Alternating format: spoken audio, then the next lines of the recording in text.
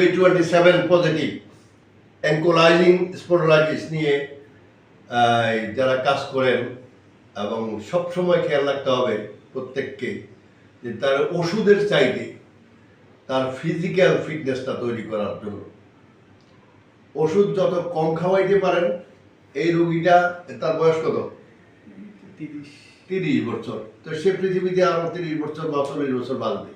এই 40 বছর যাতে ভালোভাবে বাঁচতে পারে এর জন্য চেষ্টা করবেন, এই চেষ্টাটা করা উচিত। তো এখন আমাদের দেশের রুগীদের HLA-B27 আবিষ্কার করতে করতে সময় চলে যায় 4 বছর 5 বছর 6 বছর। তাই সে চিকিৎসার জন্য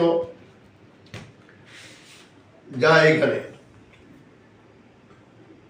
তো এখানে যাওয়ার পরে ওনারা চিকিৎসা দেন, ওনাকে এই চিকিৎসাগুলো দেন, কিন্তু তার কোনো ডেভেলপমেন্ট হয়েছে, কোনো উন্নতি নেই। আচ্ছা, ওনারা এখানে এক্স রে করেন, আরে ভাই এক্স রেটা তো চিকিৎসা না, এটা চিকিৎসা না, এটা পুরা দেখতে পারেন যে এটা ভেঙে গেছে কিনা ছুটে গেছে কিনা, কিন্তু তার সার্ভাইকেলের অবস্থায়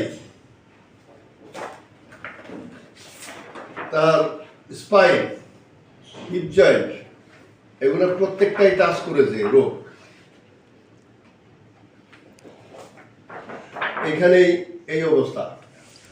তারপর সে যায় এখানে, ডাক্তার সাহেব পরীক্ষা করেন HLA-B27 পজিটিভ কিনা। তো রুগীর বডি এরকম বাঁকা হয়ে গেছে, এইটা পিছন সাইড সোজা হয়ে গেছে, এটা বাঁকা হয়ে গেছে, এইটা শোল্ডারটা এইটা খেলে না, এটা আটকাই গেছে, কোমর আটকাই গেছে, হিপ জয়েন্ট আটকাই গেছে।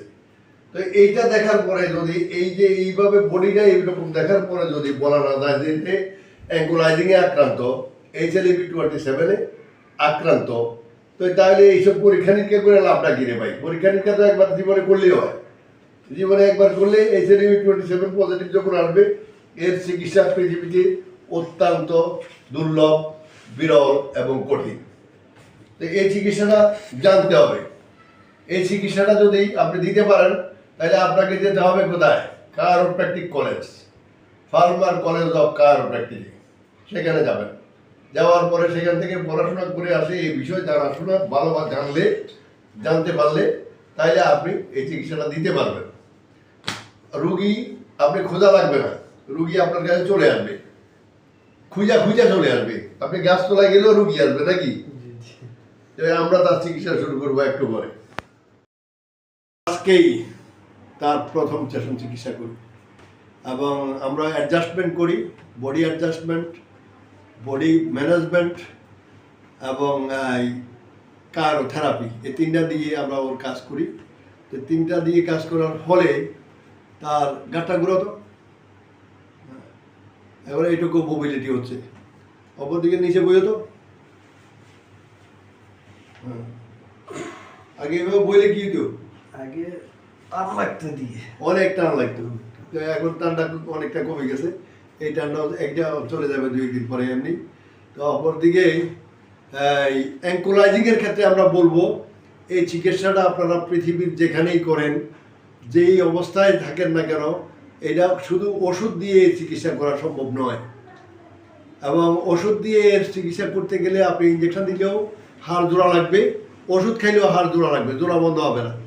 তো সেই ক্ষেত্রে আমরা তার চিকিৎসা দেওয়ার ফলে আজকে এখন তোমার টোটাল পরিবর্তন কতটুকু হয়েছে? এখন আগের থেকে তো অনেকটা রিল্যাক্স লাগে। কতটা? 30% এরকম, 30 বা 35 এর মধ্যে, 30 বা 35 এর মধ্যে রিল্যাক্স হয়ে গেছে প্রথম দিনে। এবং যদি সে আরো 5 বছর পরে আইতো তাহলে 15 দিনে ওই 30% আনা যাইতো না। সে আরো 3 বছর দেরি করলে এই আরো 15 দিনেও এই 35% একদিনে আনা সম্ভব হইতো না। তো সুতরাং অ্যাঙ্কোলাইজিংয়ে আক্রান্ত হওয়ার পরে আপনি 5 দিন 7 দিন ওষুধ খাওয়ার পরে যখন ব্যথা কমে না, ব্যথা খালি বাড়তে থাকে আর হাড় আটকেতে থাকে, জয়েন্ট আটকেতে থাকে, তখনই আপনারা ডাক্তার খুঁজবেন। খুশি তো? জি, খোদা হাফেজ।